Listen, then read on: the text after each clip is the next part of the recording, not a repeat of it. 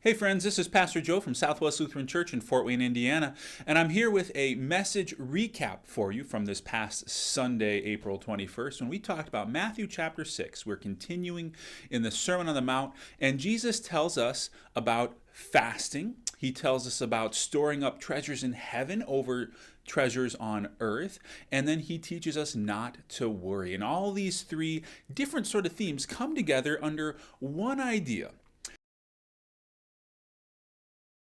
that as Christians, as people who follow Jesus Christ as Lord and Savior, we are called to be spiritual people who do spiritual things for spiritual purposes. And so, for example, Jesus teaches us, he says, when you're fasting, don't be like the hypocrites, because what they do is they fast for the attention of men. They make themselves look, terrible, and they disfigure their faces so that everyone knows how much how spiritual they're being. But in fact, they're doing a spiritual thing, which is fasting for a worldly purpose, which is to obtain the respect, the honor, and the attention of others. And Jesus says they've gotten all the reward they're going to get. And he goes on in a similar way. He says, don't store up for yourself treasures on earth, because treasures on earth, they decay. They're destroyed by moth and rust, and thieves steal them. But instead, build up spiritual, heavenly treasures for yourself.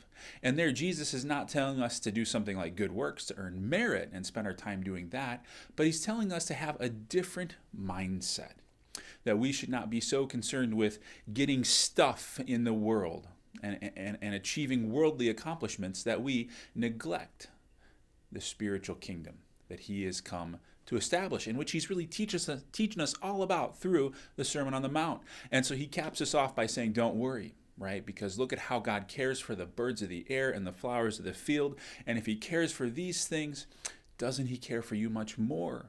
And of course, the answer is yes, he does care for you. So don't worry. Seek first the kingdom of heaven, and all these other things will come to you as well. The things you need to live, the things that you need God to care for you in. So seek first the Lord. Right? So if that's what Jesus is teaching us, is to be spiritual people who do spiritual things for spiritual purposes, what does that mean for my life today? And to answer that question, what we have to recognize is that when we talk about being spiritual people who do spiritual things for spiritual purposes, that does not mean that we take ourselves out of the world in order to do spiritual things. Rather, it just changes how we see the world. And it changes the sorts of things that we do in the world. So that when I am a spiritual person, doing spiritual things for spiritual purposes, I'm not taking my eyes, away from myself and my own self-centered things. I'm not taking my eyes from there and then looking straight up to God in heaven and ignoring everything else around me. To be a spiritual person doing spiritual things for spiritual purposes actually means that I lift my eyes from myself and my own self-centeredness. Means I lift my eyes from that up to my neighbors, to the people around me. And I ask myself, how can I bring the kingdom of heaven here on earth, as Jesus is teaching me to do through this whole Sermon on the Mount? How can I live as a kingdom person? So that means, what do? Well, it means I care for my neighbors. It means I care for those around me.